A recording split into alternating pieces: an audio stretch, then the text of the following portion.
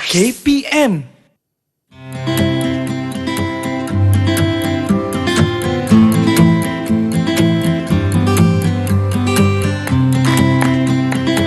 Inilah dia rumah impian saya ya.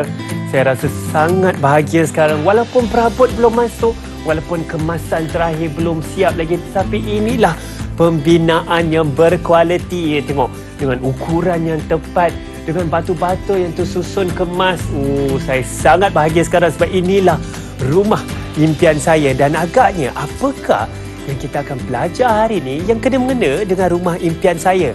Nak tahu kan? Jom sama-sama kita saksikan profil guru.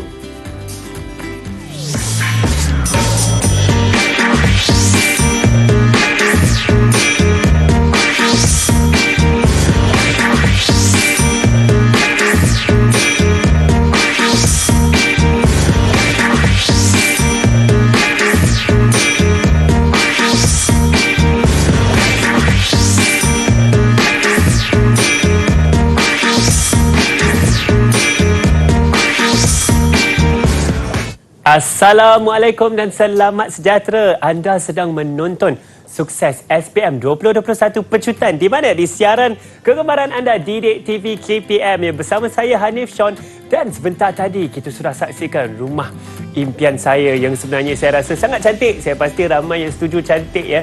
Dan kita juga sudah saksikan biodata guru kita hari ini. Nak tahu tak apa sebenarnya yang kita akan belajar sama-sama?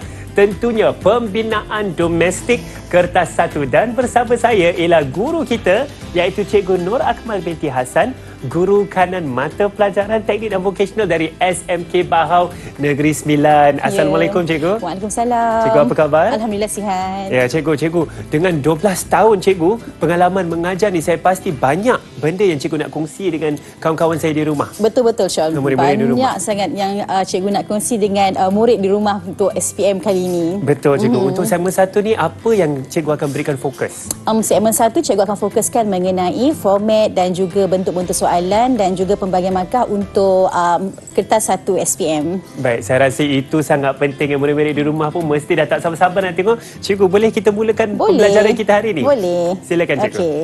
Terima kasih Sean. So, pada hari ini cikgu akan menerangkan mengenai format soalan untuk pembinaan domestik tahun 2021. Makanya untuk kita punya 7101, strok 1 bermaksud kertas 1 dan jenis instrumen adalah ujian bertulis. Dan bilangan soalan kita ada, untuk bahagian A kita ada 15 soalan. Okey, untuk bahagian B kita ada 4 soalan. Bahagian A ini dia adalah objektif pelbagai bentuk. Okey, walaupun dia objektif, dia bukan ABC tau Sean. Dia objektif tapi dia bukan ABC. Macam mana rupa dia nanti kita tengok nanti, okey? Baik, Cikgu. Alright, lepas seterusnya adalah kita ada bahagian B, yang ini 4 soalan, ialah soalan struktur, soalan pengiraan dan juga soalan karangan yang di esei. Okey.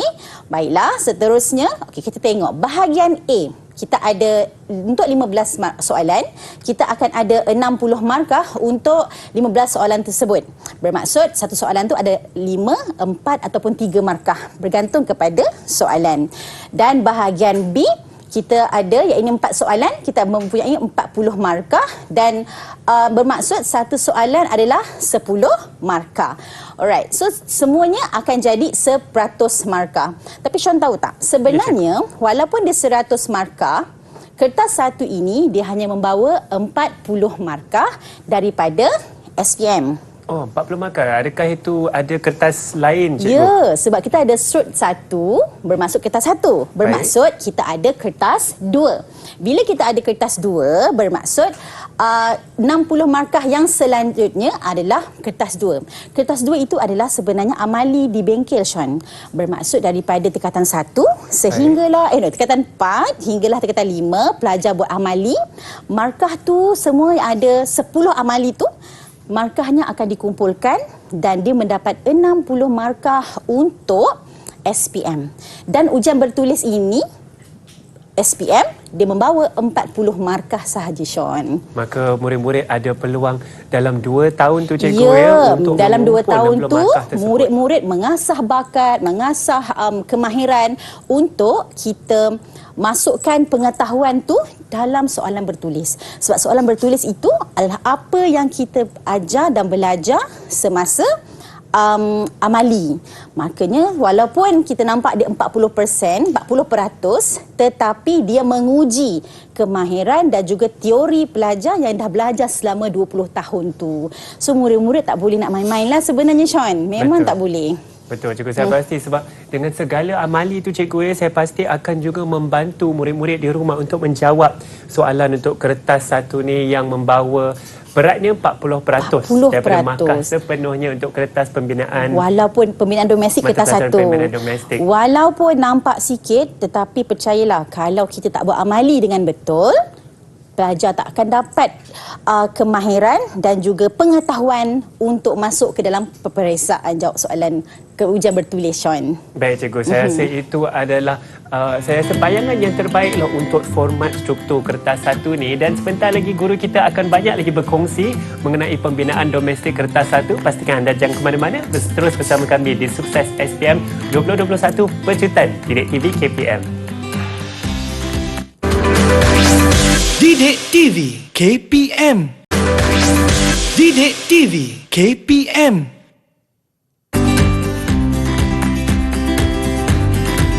Kembali bersama kami di Sukses SPM 2021 Pecutan di Didik TV KPM. Hari ini sama-sama kita sedang mengupas dan belajar tips-tips untuk menjawab soalan bagi mata pelajaran pembinaan domestik kertas satu, dan bersama saya ialah Cikgu Nur Akmal dari SMK Bahau. Baiklah cikgu, dalam segmen ini cikgu akan berkongsi dengan kita mengenai bahagian A. Betul. Untuk kertas satu.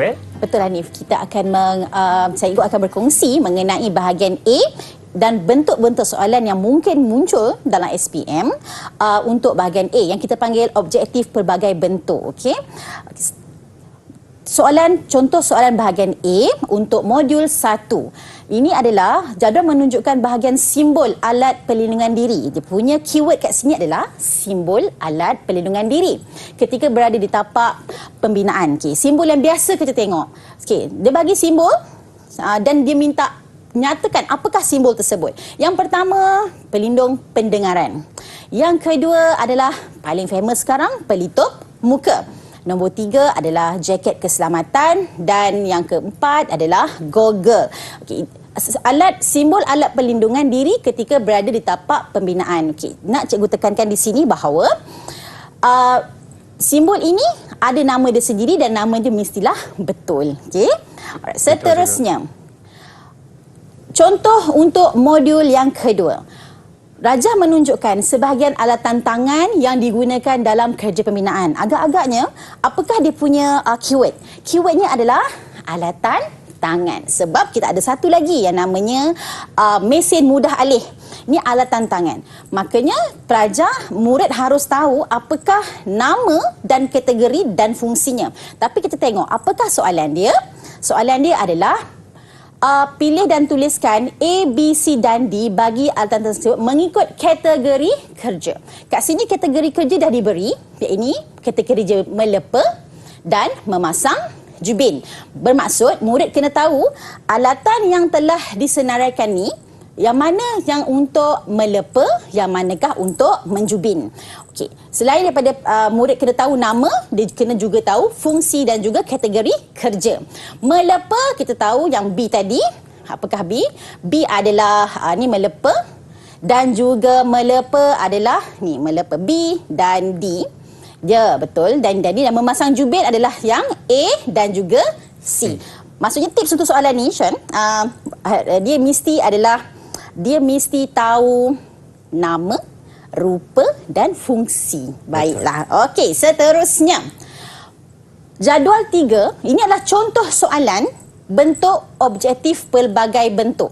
Ciri-ciri mota. Dia tanya ciri-ciri mota. Okey. Maksudnya, murid kena tahu mota tu apa? Apakah ciri-ciri mota yang baik?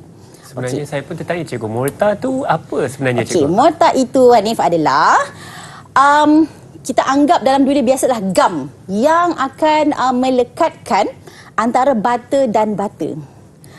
Gam yang melekatkan bata dan bata. Antara bata tu ada simen, kita pernah tengok simen campur pasir, campur air. Nama pembinaan adalah mortar. Dan dia ada ciri-ciri dia. Ciri-ciri dia adalah beberapa ciri dia yang murid kena tahu apakah ciri dia. Baiklah, kat sini tuliskan betul atau salah. Okey. Sifat keboleh kerjaan yang tinggi, maksudnya betul. Mortar kena ada sifat keboleh kerjaan yang tinggi. Maksudnya dia boleh mudah dibentuk-bentuk lah. Kalau mortar tu keras, bermaksud dia tidak ada keboleh kerjaan yang tinggi. Seterusnya, dia mesti tahan lasak daripada sebarang cuaca dan tindak balas kimia. Betul. Dia mesti ada tahan lasak, sifat tahan lasak tu sebab dia selalunya terdedah dengan cuaca, kan? Betul. Seterusnya, senang dibancuh dan diangkut. Ini adalah bukan ciri-ciri mortar. Okey, tips di sini adalah murid, bila betul, sila tuliskan perkataan betul. Jangan kita tandakan right walaupun inilah simbol untuk betul. Sebenarnya betul tulis betul, salah tulis salah. Okey, seterusnya. Ini adalah contoh soalan untuk modul 4. Modul 4 diberi simbol dan diberikan label dia.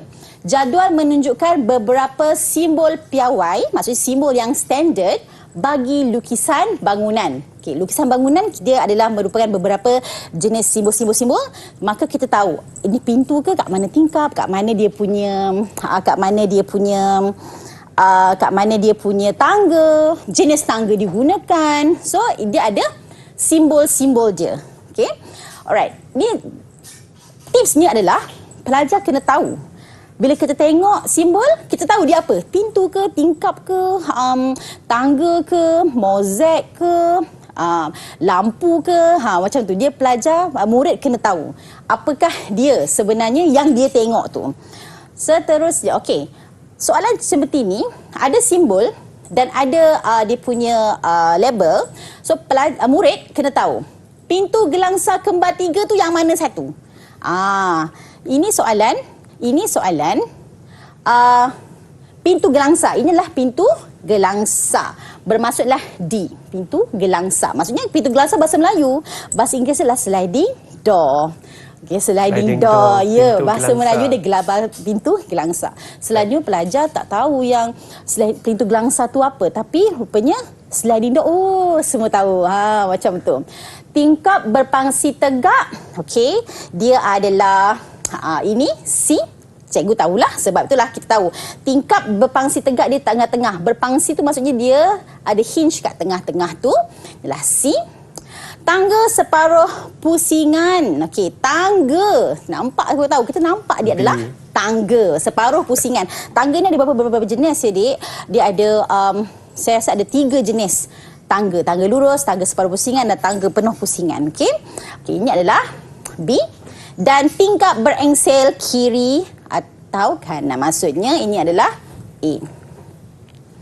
Maksudnya masukkan saja kalau kita tahu apakah dia punya simbol dan apakah namanya. Soalan seperti ini mesti kita boleh dapat markah penuh untuk modul 4. Seterusnya, jadual menunjukkan penyataan berkaitan kemas ikat. Bermaksud soalan ini dia nak uji murid mengenai kemas ikat. Okey, nak menguji pelajar mengenai kemas ikat. Makanya soalannya adalah tandakan betul bagi penyataan yang betul dan pangkah bagi penyataan yang tidak sesuai pada ruang jawapan.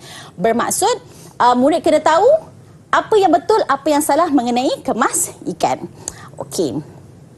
Sambungan terbenam sesuai digunakan dengan bata kejutaan saja. Okey. Bermaksud adalah sambungan terbenam ini adalah sejenis kemas ikat. Okay. Untuk modul ni, cikgu sarankan murid kena tahu rupa kemas ikat dan namanya. Barulah kita boleh tahu ciri-ciri dia. Okay. Sebab dia ada kaitan tu. Okey. So, ruang jawab betul. Okey.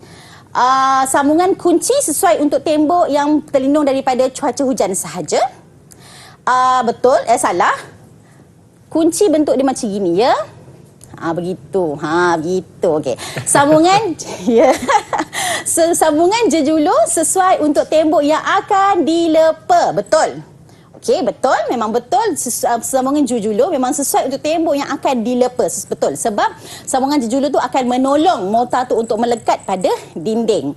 Seakhir sekali adalah sambungan V sesuai untuk tembok yang terdedah kepada cuaca hujan. Betul. Maksudnya untuk soalan ini murid kena tahu apakah kemas ikat itu, rupanya bagaimana, dan dengan secara automatik dia akan boleh tahu ciri-ciri yang mungkin untuk kemas ikat tersebut.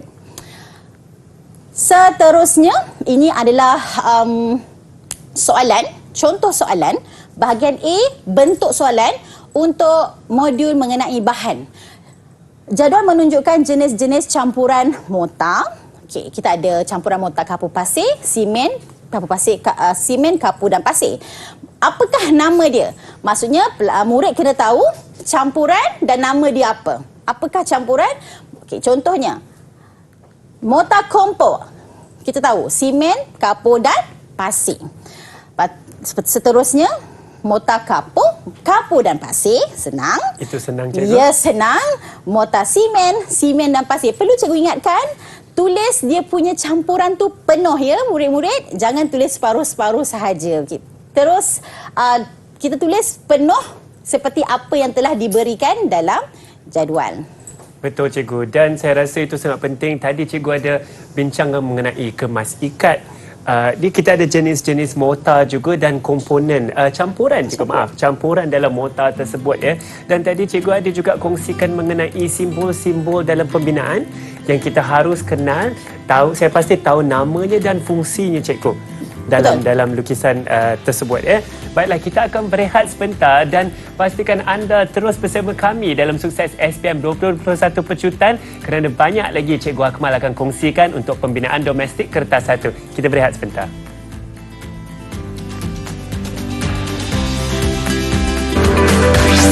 Didik TV KPM. Didik TV KPM.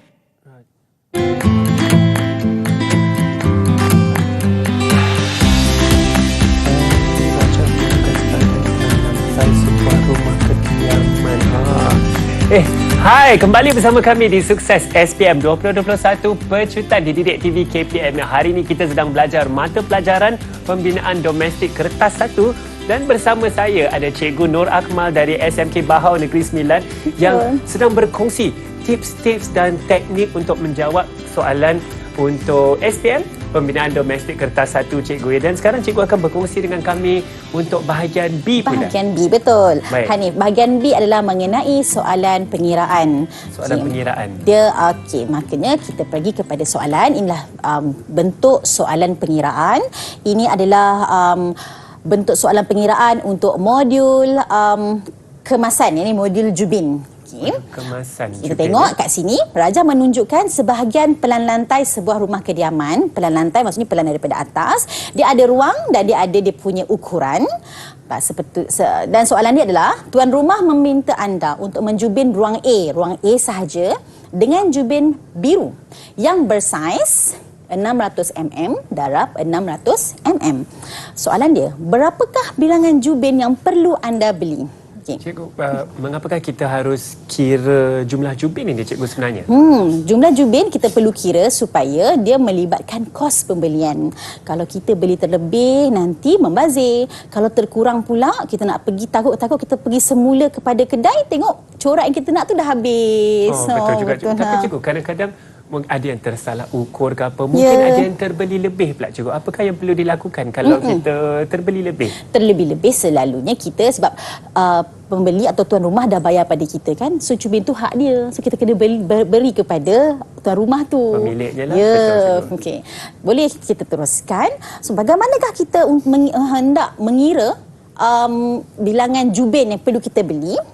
Mula-mula kita perlu mengira luas kawasan yang hendak dijubin. Okay, dalam soalan ini adalah mengenai ruang A.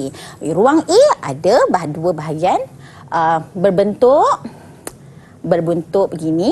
Okey. dia punya ukurannya adalah 6 darab 5.5, 6 darab 5.5. Kita tolak dengan ruang B yang dia punya berukuran 2.7 darab 2.5. Okey, perlu diingatkan bahawa murid boleh menukar terus 6 dan juga 5.5, tetapi kalau murid tak mahu tukar, mahu meletakkan 6,000 dan juga 5,500 pun boleh juga ya. Tetapi cikgu risau nanti bila tekan kalkulator nombor banyak. Nanti takut salah kita salin dalam kotak soalan. Makanya cadangan cikgu adalah kita tukar terus daripada 6,000 kepada 6. 6,000 mm kepada 6 meter. Okey, baiklah, bila kita kira akan dapat 26.5, iaitu luas kawasan yang perlu dijubin. Seterusnya, apa yang murid perlu lakukan adalah kita perlu juga untuk mengira luas jubin. Luas sekeping jubin tu. Bermaksud kat sini dia telah berikan saiz sekeping jubin adalah 600 mm darab 600 mm. Ini cikgu tukarkan kepada meter. Maksudnya 600 mm kepada 600 mm kepada meter, kita akan dapat 0.36 meter kuasa 2. Okey, inilah luas sekeping jubin. Seterusnya apa yang murid perlu lakukan adalah mencari bilangan jubin tersebut. Okey, macam mana nak cari bilangan jubin tersebut? Luas kawasan kita bahagikan dengan luas sekeping jubin yang telah kira di atas tadi, dan bila kita bahagikan kita mendapat 73 keping, dan kita perlu tambahkan dengan 10%. 10% ni Hanif, kita panggil dia adalah sebagai pembaziran. Maksudnya kita nak beli jubin, kita ekstrakan 10% supaya nanti masa kita potong jubin tu terpatah ke tersilap potong, kita masih ada ekstra 7 keping untuk cover balik tadi. So 73 keping tambah 7 keping, makanya kita dapat 80 keping jubin biru yang bersaiz 600 mm darab 600 mm untuk dijubin pada ruang A sahaja. Begitulah cara kira untuk membeli bilangan jubin. Tetapi murid, pastikan murid ingat yang pembaziran ini perlu ada dalam pengiraan bilangan jubin. Seterusnya kita tengok juga soalan B untuk bahagian pengiraan. Tadi dia suruh kira untuk ruang A. Sekarang dia minta murid kira untuk ruang B. Tapi saiznya telah berbeza. Saiznya adalah 300 mm darab 300 mm. Maksudnya jubin kita tu telah mengecil, dia kecilkan. Okay? Berapakah bilangan jubin yang perlu kita beli? Okay. Maka pengiraan dia sama juga. Kita kena tahu berapakah luas kawasan tersebut. Luas kawasan B adalah 2.5 darab dengan 2.7 akan dapat 6.75 meter persegi. Seterusnya, kita kena kira luas jubin. Luas jubin itu adalah dalam soalan adalah 300 mm darab 300 mm untuk sekeping jubin, dan kita akan dapat 0.09 meter kuasa 2. Dan cara untuk mendapatkan bilangan jubin sama seperti tadi adalah luas kawasan mesti dibahagikan dengan luas sekeping jubin dan ditambahkan dengan 10% pembaziran. 10% pembaziran memang 10 ya. Hanif, jangan tukar 8, jangan tukar 5. Memang dia 10%. Okey, 6.75 luas kawasan. Kita bahagikan dengan luas sekeping jubin, kita akan dapat 75 keping, dan kita tambahkan dengan 10%. 10%-nya adalah 10% daripada 75 ini, dapat 75. So kita bundarkan akan jadi 8 keping. 75 keping dah tambah 8 keping akan dapat 83 keping. Jubin hijau yang bersaiz 300 darab 300 untuk menjubin ruang B. Okay, ini adalah pengiraan lengkap dia. Okay? Seterusnya, murid, soalan pengiraan yang saya kira agak mencabar sikit adalah cara untuk mengira skirt. Skirt. Skirt dalam jubin adalah skirt yang ditampal pada sebahagian kecil dinding dekat bawah tu. Itu nama dia adalah skirt. Di bahagian bucu-bucu ke cikgu? Di sepanjang dinding tu dan dinding. Dan dia di antara pertemuan antara dinding dan lantai. Baik. Ya. Baik. Itu adalah skirt, namanya skirt. Dalam jubin pun, dalam pembinaan domestik pun ada skirt juga tau. Okey. Dia untuk dalam pembinaan, dia dalam pemasangan jubin. Okay. Kita masih gunakan jubin yang sama. Dia bukan jubin dinding, dia masih jubin yang lantai tu. Okay. Alright. So kita tengok macam manakah cara untuk mengira jubin ekstra untuk memasang skirt. Memasang skirt. Soalan dia, jika skirt hanya dipasang di ruang B, okay, berapakah jubin tambahan yang diperlukan? Tadi kita kira untuk lantai kan? So kita bila nak pasang skirt, kita kena beli ekstra. So berapa jubin tambahan yang diperlukan? Saiz yang telah diberi adalah 300 mm darab 300 mm. Macam mana cara kira dia? Kalau tadi kita perlu kira luas. Untuk mengira skirt, kita perlu kira perimeter bilik tersebut.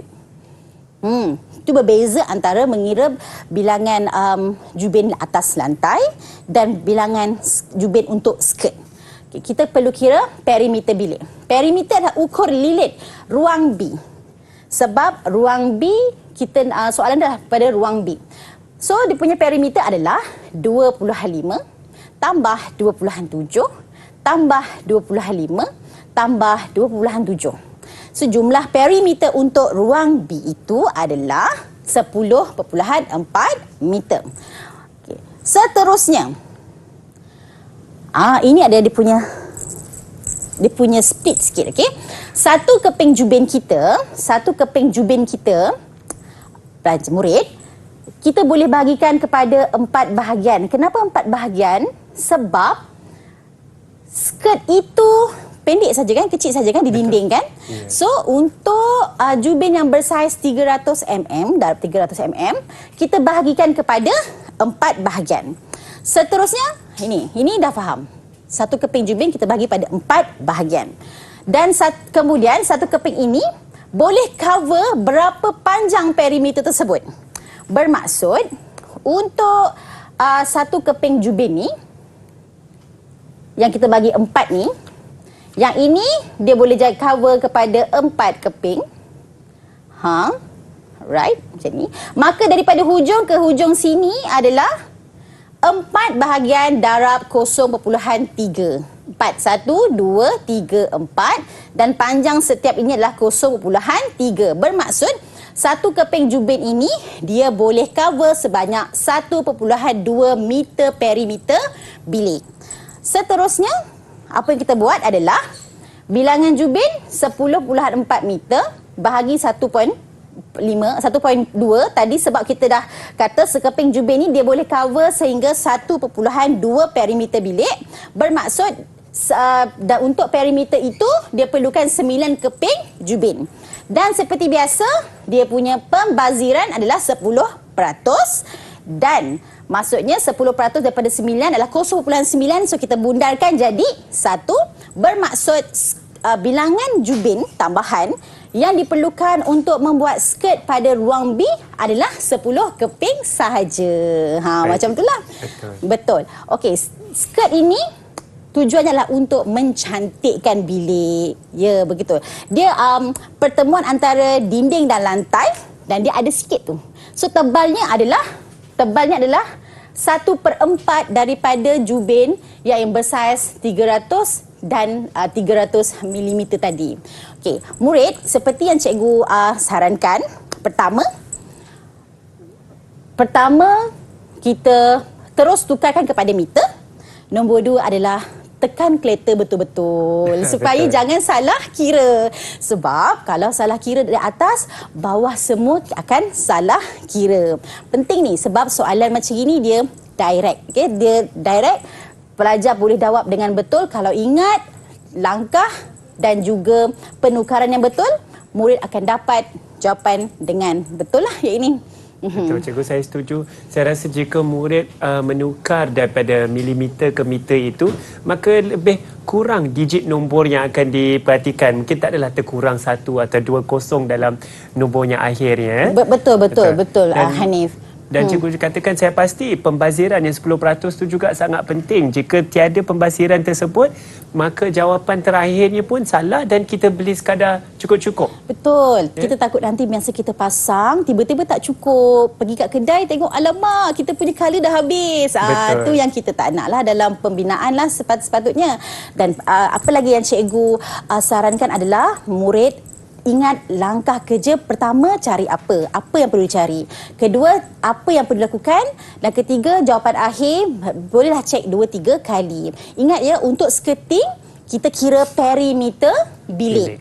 Untuk luas lantai kita cari luas bilik, bukan perimeter. Perimeter is skirt dan luas adalah untuk bilangan laju bin atas lantai. Betul tu cikgu. Ya, itu semua adalah kata kunci yang sangat penting untuk kita semua ingat.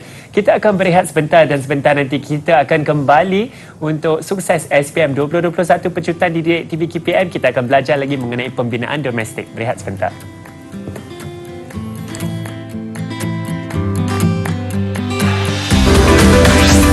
Didik TV KPM. Didik TV KPM.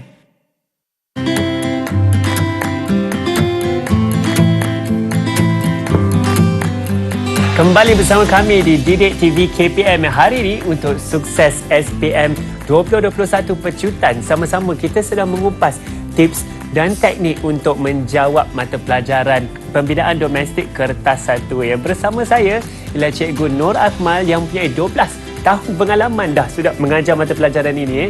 Cikgu, sekarang sebenarnya saya dah semakin berminat dengan pembinaan domestik ni, dan sekarang cikgu akan mengajar pula bahagian B, soalan langkah kerja, cikgu. Ya, betul. Bahagian B, soalan panjang langkah kerja. Nak jawab tu? Panjang. Dia ada teknik dan juga langkah dia untuk macam mana untuk menjawab soalan bahagian B, soalan langkah kerja yang membawa 10 markah untuk setiap soalan. 10 markah untuk setiap soalan, cikgu. Dia ada 4 soalan bahagian B. Baik. Okey, baiklah, kita tengok. Okey. Rajah menunjukkan kerja pemasangan jubin dinding sedang dijalankan. Okey, Nif. Soalan dia adalah, nyatakan 2 bahan yang digunakan dalam pemasangan jubin dinding tersebut. Makanya, kat sini dia punya kata kunci adalah, 1 adalah jubin dinding, nombor 2, bahan. Kenapa cikgu cakap bahan? Sebab bahan dan alatan 2 perkara berbeza. Betul. Nyatakan 2 bahan, bukan 2 alatan. Alatan tu adalah alat tangan kita guna. Kalau masak kita guna sudu, guna sudip. Tapi kalau bahan masak, beras, telur, ada perbezaan kat situ. Okay? Maka dia punya kata kunci adalah bahan dan juga jubin dinding. Itulah gambar pemasangan jubin dinding yang sedang dijalankan. Maka nyatakan 2 bahan yang digunakan dalam pemasangan jubin dinding tersebut.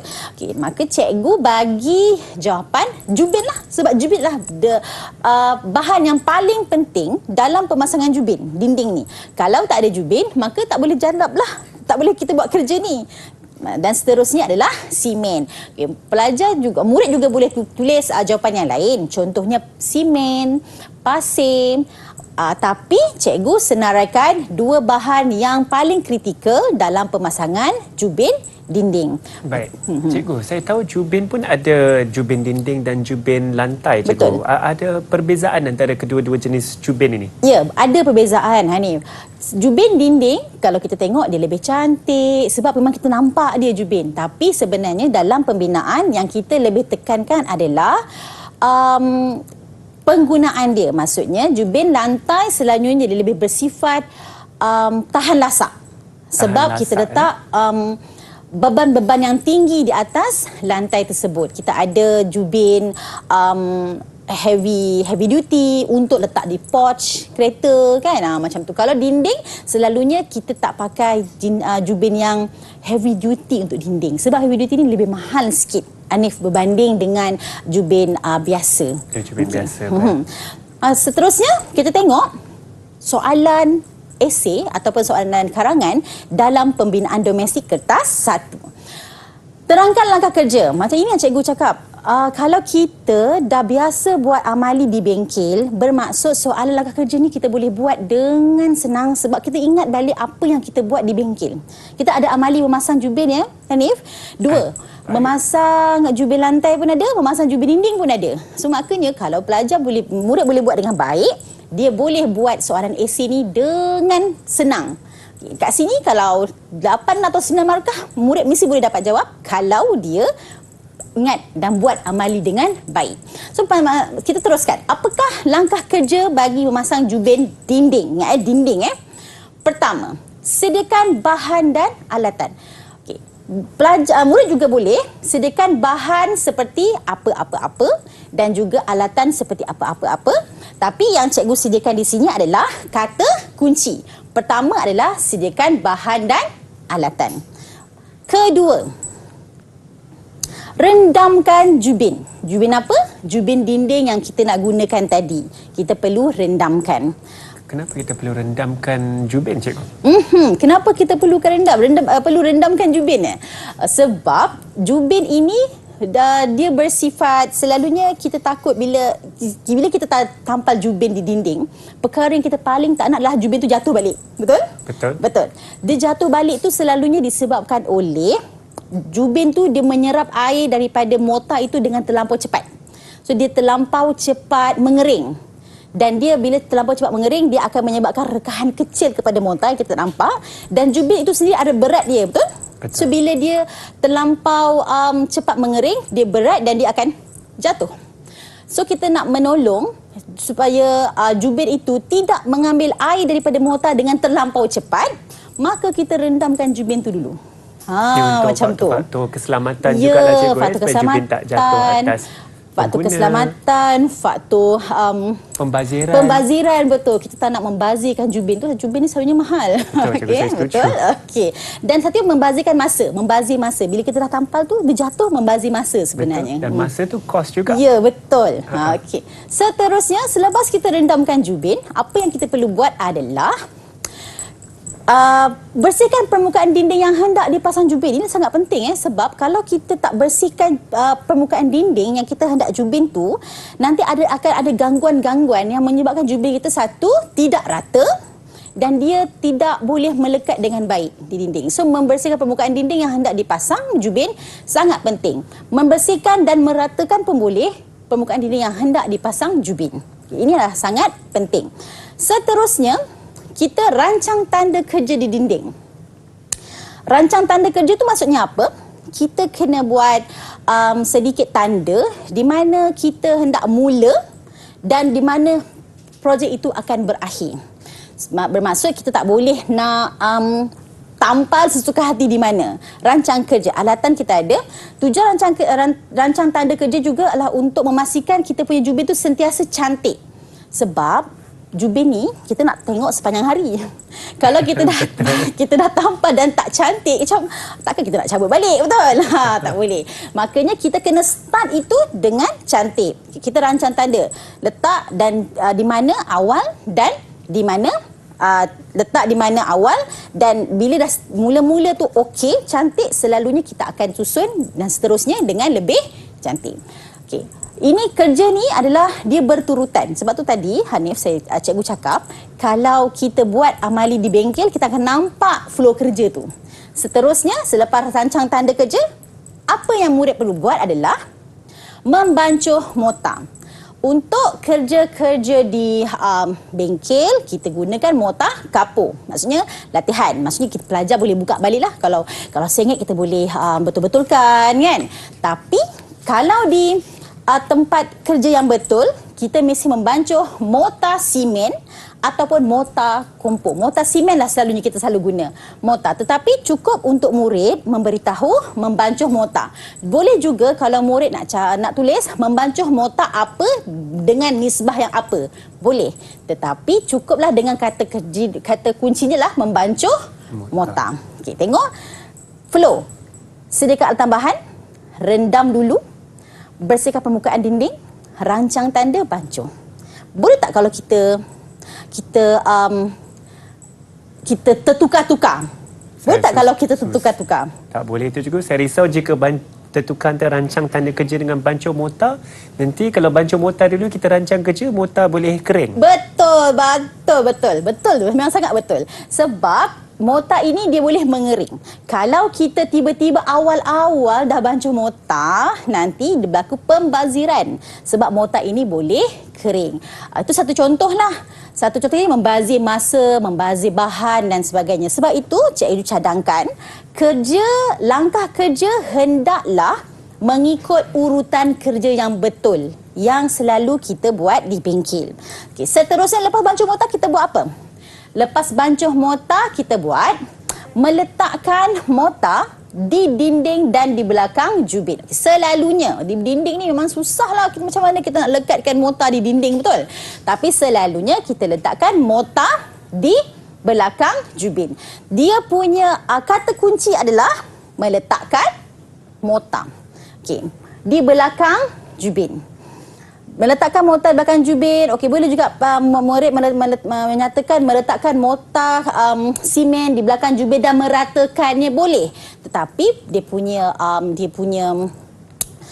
key-nya adalah meletakkan mortar di belakang jubin dan meratakan. Okey, tapi kita fahamlah bila letak dia akan ratakan. Kenapa kita kena ratakan? Sebab kalau tak rata nanti dia akan berbunyi kosong. Bila bunyi kosong tu ada kemungkinan untuk dia jatuh semula ke bawah. Selalunya mortar ni kita ratakan betul-betul di belakang jubin dan sebelum meletakkannya di tempat yang telah kita rancang tanda pada dinding. Okey, seterusnya meletakkan jubin di dinding. Nampak kerja meletakkan jubin di dinding macam senang ya, letak aje. Tapi percayalah dia sangat susah untuk kita dapatkan satu jubin yang betul-betul cantik dan dia boleh stay dekat situ. Macam mana? Dia bergantung kepada mortar yang kita guna. Dia memerlukan kemahiran yang sangat tinggi. Okay, melekatkan jubin di dinding. Tapi kalau dalam bengkel cikgu, melekat dan menjatuhkan. Pelajar letak jatuh, pelajar letak jatuh. Tapi tapi tak apa, kita belajar kan. Betul, tapi melekatkan jubin di dinding, ada satu proses yang amat panjang dan pelajar mesti belajarlah. Okey. Seterusnya, menetapkan kedudukan jubin dia ini. Apakah maksud menetapkan kedudukan jubin? Maksudnya, bila kita dah letak jubin dekat situ, kita pastikan jubin itu rata dari segi sisi dan juga di bawah. Maksudnya kita menetapkan kedudukan jubin dan kita memastikan setiap jubin yang kita pasang itu dia dari segi pugak dan arasnya betul. Dia ada alatan tu. Dia tak ada sengit-sengit, ya, tak ada betul. tertimbul sikit cikgu. Tak boleh. Dia mesti sama di antara satu sama lain. Tu menetapkan kedudukan jubin. Kalau sengit sikit kita betulkan. Kalau terkeluar kita ketukkan sikit. Ketuk dengan sikit je dengan menggunakan belakang sudip ataupun dengan menggunakan gandin getah. Okey, murid, apa yang cikgu ingin cadangkan adalah untuk sebarang soalan langkah kerja, bukan jubin sahaja, sebarang langkah kerja, saya sarankan murid untuk menulis langkah kerja ini mengikut urutan kerja yang betul. Pertama kena buat apa, kedua tengah buat apa, sampailah berapa. Okey, tengok kat sini, kenapa cikgu bagi 8 sahaja? Sebab soalan A tadi dah 2 soalan, jumlahnya adalah 10, bermaksud bila soalan ini perlukan 8 lagi langkah untuk mencukupkan 10 markah bahagian untuk satu soalan dalam bahagian B. Sebab itulah cikgu buat 8. Tapi dalam 1 hingga 8, pastikan jawapan kita mestilah lengkap dan teratur. Lengkap daripada awal sampai akhir, walaupun 8 langkah, tapi langkah itu lengkap. Siap. Kerja kita siap. Untuk satu jubin itu siap. Dan dia punya langkah itu tidak apa yang Hanif kita panggil, dia tidak harus bertabur daripada betul, awal cikgu. sampai akhir. Dia kena first buat apa, second buat apa, dan paling penting last dia mesti siap dan untuk 8 langkah tersebut. Betul, cikgu. Cikgu, sebagai contoh yang untuk jawapan nombor 6 tu, meletakkan mortar di dinding dan di belakang jubin, Mungkin ada murid yang menjawab meletakkan mortar di belakang jubin sahaja.